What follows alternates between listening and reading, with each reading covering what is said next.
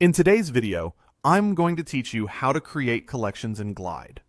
Collections are the building blocks that display repeatable data, things like products, tasks, messages, or events, so users can browse and interact with many items in a clean, consistent layout.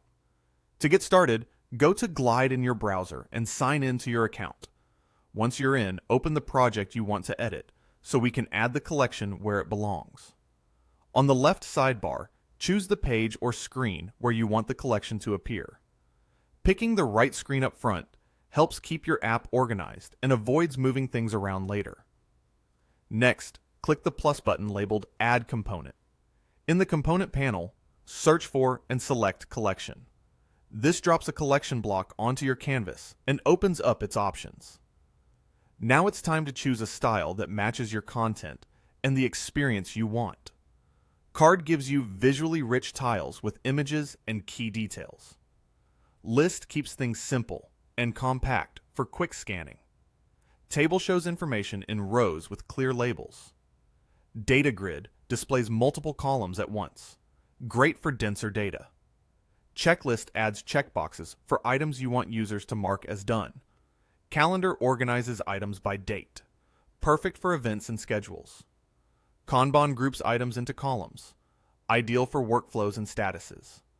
Custom gives you the most control over how each item looks. Comments is designed to show conversational threads.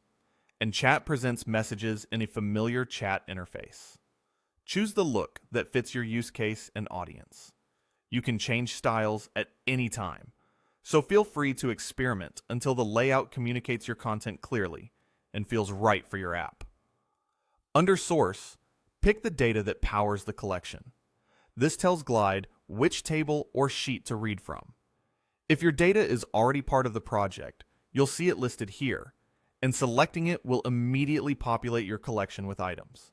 Make sure the fields in your data include whatever you want to display, like titles, images, or dates, so the layout you chose has what it needs.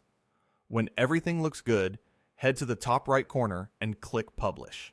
That makes your changes live, so your users can see the new collection in your app. Thanks for watching this step-by-step Glide tutorial.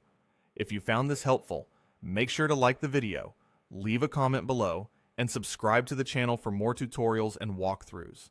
See you in the next video.